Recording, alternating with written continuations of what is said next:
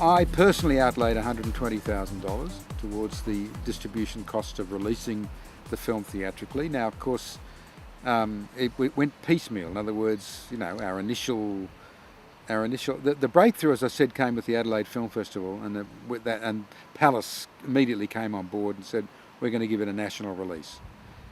We had no idea really what that entailed, and so Glenys and Kim and Sophie and myself sat down and we did a costing, and we figured roughly we were looking at probably a P&A of about $120,000 all up. Now, what made that doable was the fact that as the film spread, the costs spread, but then the revenue began to come back from the film, which then sort of paid for, if you like, or cash flowed to some extent the P&A, but ultimately, I outlaid about $120,000 and basically have got most of that back from the revenue from the film. Now that, of course, didn't mean paying ourselves a salary. Sophie and I worked on it for nothing. And for example, Kim Lewis's or weekly wage didn't come out of the P&A. That actually came out of the return from the film.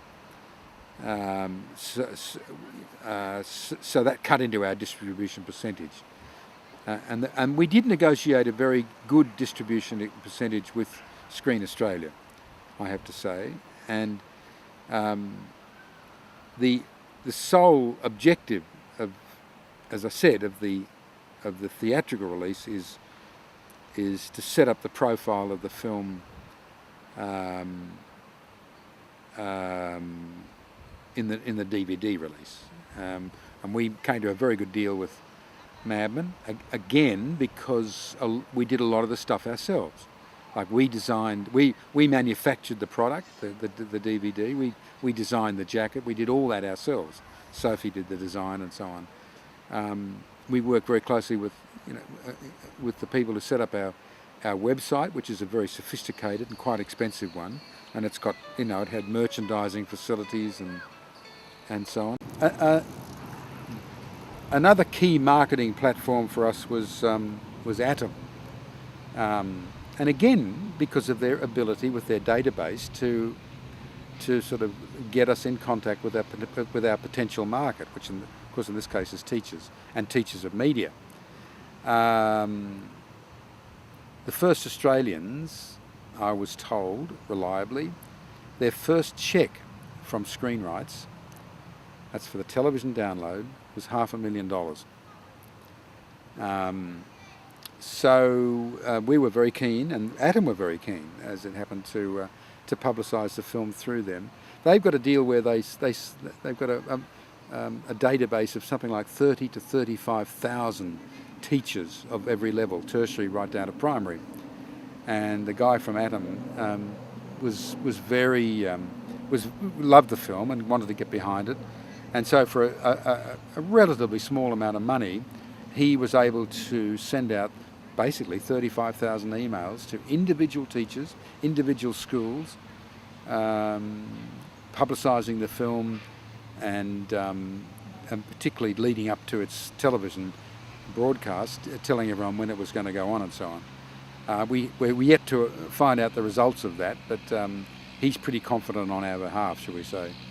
So again, I mean, it's just another one of those strings to your cyber bow, if you like, utilising those organisations who have access to large numbers of people, but not just anyone, people specifically that are going to be interested in your film.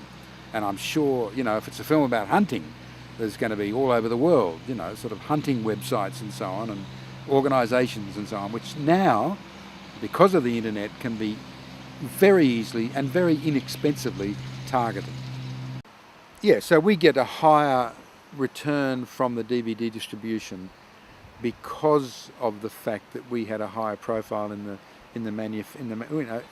other words, you've got this choice. You can leave all this stuff to everyone else to do and get very little return, or you can do a lot of it yourself, you know, at a cost, of course, you know, your time and the capital outlay for the manufacturing the DVD and all the rest of it, doing the artwork and all the rest of it, and that then gives you a better distribution percentage, you know, with the DVD distributor like Madman. And I obviously can't go into detail about that because it's confidential.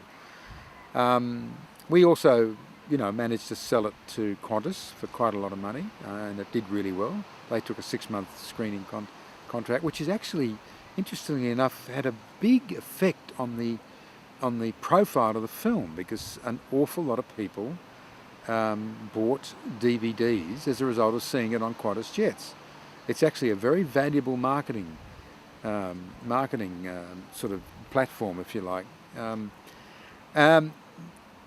But so that was the theatrical release, and we're pretty pleased with the way it went. Obviously, everyone thinks, of course, we're millionaires now, but it's not true.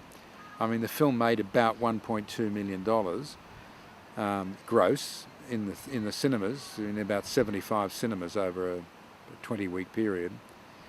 But when you take out the exhibitors' percentage, which is approximately 75%, and then you look at the cost of the distribution, there's not much change left over from that 1.2, and that of course then goes to the investors. The producer offset obviously gives us some equity in the film and so on, but it's not. I mean, I think it was Rachel Perkins. I was talking to her about Brand New Day, which I think grossed $6 million, and she says she's yet to see a penny, and they gave it to a distributor to do. So it's it's a tough game.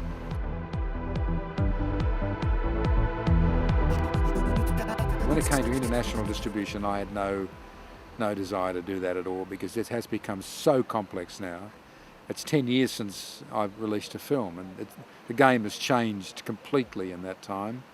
I was getting pre-sales from Channel 4 for $150,000, and now, as I understand it, that's of course none of the international people that I was able to go to back in the 80s and 90s were interested in Mrs. Carey's concert. I'd been out of the game 10 years. The people that I dealt with had moved on. You'd say to them, it's about a private girls' school putting on a classical music concert, and they'd sort of look past your left ear for the next person. And but in any case, after a year of the theatrical release in Australia, neither of us had the energy to then do the whole international TV sales circuit. It's a specialised job, and so we got an English distributor called Mercury, and they've done okay, but certainly not spectacularly. It's yet to fulfil its potential. As we say, when it comes to international sales.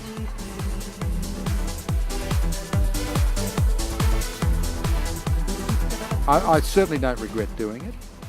I learned a huge amount, and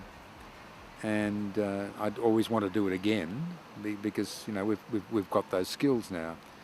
You really need extremely good consultants like Glennis, who's just a genius at this sort of stuff, and Kim Lewis was worth his weight in gold. I mean, he's the one who does the sort of the hard yards every day with the cinema proprietors, and that's another whole universe which I could write a book about. I wonder if God was sleeping.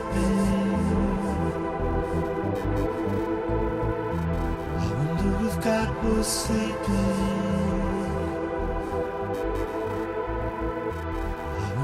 God was sleeping.